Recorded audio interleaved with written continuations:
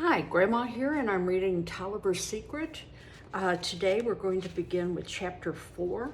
In chapter 3, chapter 2 and 3, we found out that grandfather has hurt himself and can't walk, but he had a mission that he needed to do to get a message to the patriots, and he is trying to talk Ellen into doing it. But she says, I don't have that kind of courage. Chapter 4. I will explain to you what this is all about, said grandfather, and then you can decide what to do, Ellen. I hear a lot of talk among the British officers in my shop. I hear a lot in the tavern, too.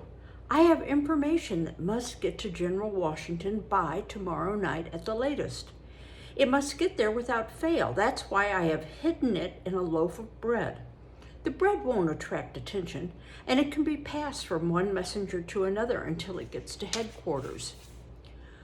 With a frown on her face, Mother jumped up from her chair and stood in front of him. How could a message be that important now? She protested. It's only 2 weeks until Christmas, and the officers are planning to stop the war for Christmas. I know they are. Grandfather scowled at her. And how could you know that, pray tell? Why, said Mother, people all over New York are having parties and balls for the officers. I hear that hundreds of fruitcakes have been made already, and thousands of candles. That's what I heard when I went to the candle shop. Grandfather shook his head. His voice, usually so pink-cheeked and jolly, looked gray and drawn. And General Howe loves parties. Mother pressed on eagerly. They all love parties. I know there won't be any fighting at Christmas time. Grandfather's eyes were grim. Nevertheless, this message is very important. Our army has been defeated time and time again for months. He pulled his foot from the pot of water and sat up. Why, he exclaimed, the British brought 30,000 men, 3 times as many as Washington had. He swung his leg over the side of the couch as if in his eagerness to do something for Washington's army, he was ready to start. Whatever information we patriots here in New York can send about the British is important. The only way we can win is by using surprise and cunning and determination. He started to get up, but his foot touched the floor and he groaned and he fell back on the couch. He looked at Ellen intently. Can you understand what I have been telling you? I think so. Ellen could see that grandfather was very serious about the need to send his message.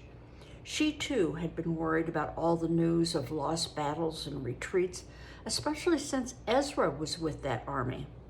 She remembered how joyous everyone had been last July when they heard about the Declaration of Independence. There had been bonfires on the village green and singing and dancing in the streets. And then the British Army came to New York and there had been 3 months of defeat. If you understand how important it is to take the message, Ellen, I'll tell you how it can be done, and then you are to decide. Ellen listened and didn't say a word. You walk down to the docks near the market house and get on a farmer's boat or an oysterman's.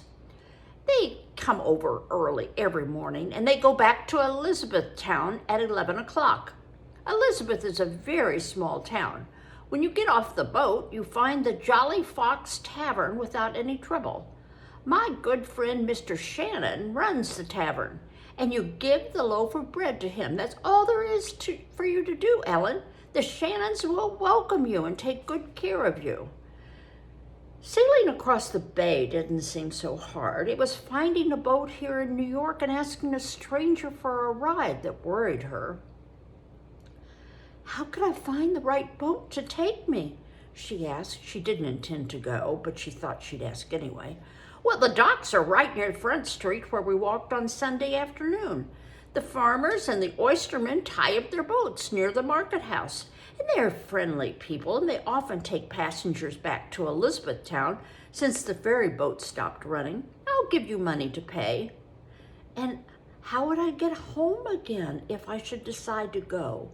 She said in a very low voice. Oh, the Shannons will put you on a boat early in the morning. You'll be back here by 10 o'clock. Does Mr. Shannon take the bread to General Washington? She asked.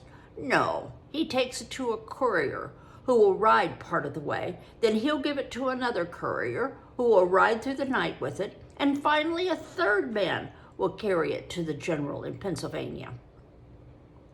Ellen thought about the messengers riding alone through the countryside to carry the secret message. She wondered how it felt to be all alone among the British soldiers.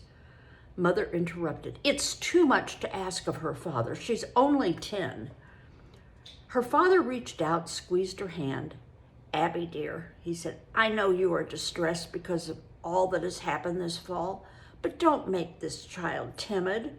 We all have to learn to do things that seem hard at first. A child can't start too early to learn that. Ellen knew her grandfather wouldn't send her if he thought she couldn't do it. Now that she thought it over, she knew that if she walked carefully, she could remember the way to Front Street, and she would have money to pay for the boat. And she had liked sailing across the East River when she and Mother had taken the ferry boat from Brooklyn to New York last November. Oh, perhaps it wouldn't be too hard. But what would I do if I get lost? If you lose your way, just speak up and ask someone for directions, said Grandfather. You're sure there's no one else to take it for you, Grandfather? Well, with this bad ankle, I can't walk around New York to find one of my friends, and I wouldn't know where to send you or your mother to look. Besides, there isn't time. I need your help, Ellen. Ellen was quiet for a long time. Very well, she said finally. I'll do it. If you're really sure, I can. Oh, I know you can, Ellen. And Abby, he said, this is nothing too hard for a child of 10. The Shannons will take good care of her. You may be sure of that.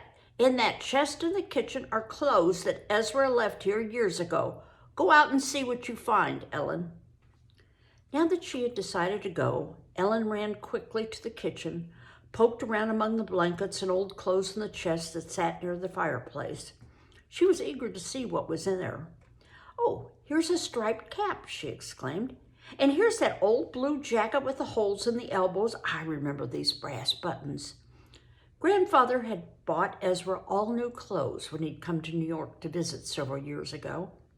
Ellen put on a red knitted shirt that was too small and a blue wool jacket that was too big. The brass buttons made her think of Ezra's grin. She put on heavy gray stockings before she pulled up the short breeches. The leather breeches were so old and stiff they could almost stand alone. She kicked up her legs and made them soften up. Not since she was a small child had she known what fun it was to kick her legs as high as she could.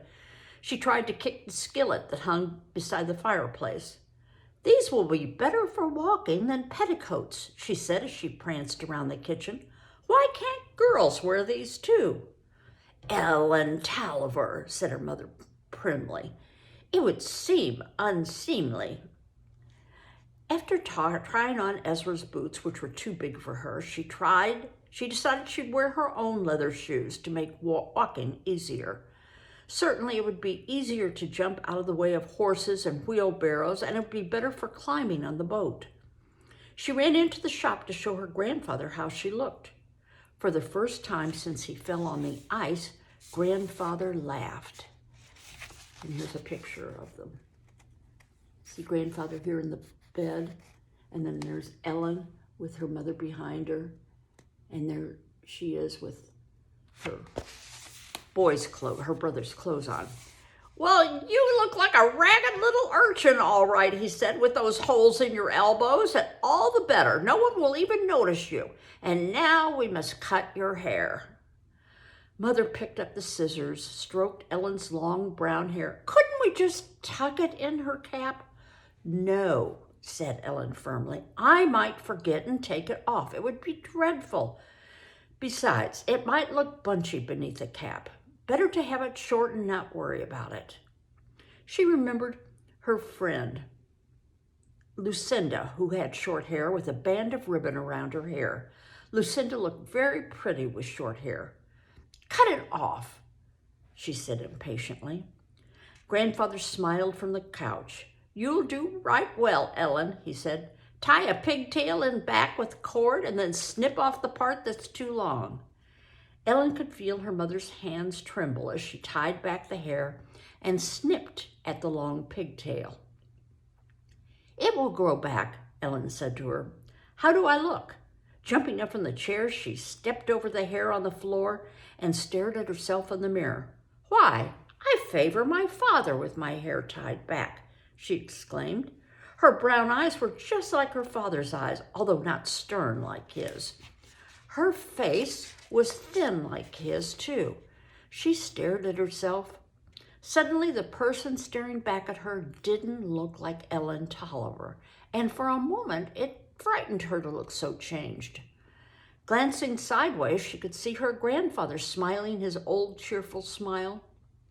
Mother had given him the loaf of bread, which he was wrapping in a blue kerchief and tying with a good strong knot.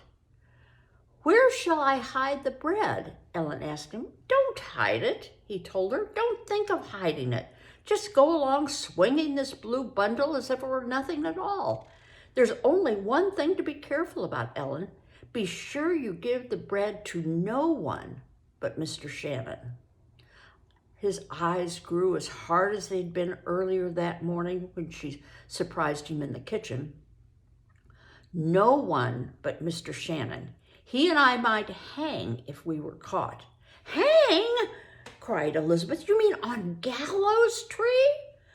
Ellen's hands trembled so she could hardly button the brass buttons on her jacket. No one had mentioned hanging before. If she'd known her grandfather might hang, she never would have agreed to do it.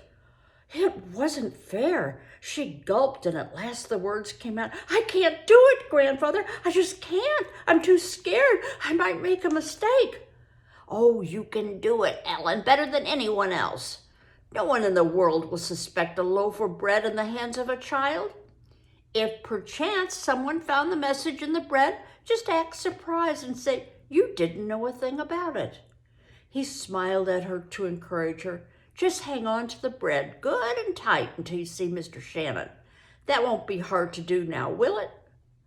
But don't talk to strangers, Ellie, Mother pleaded. Now, Abby, she has common sense. You're sure I won't make a mistake, Grandfather?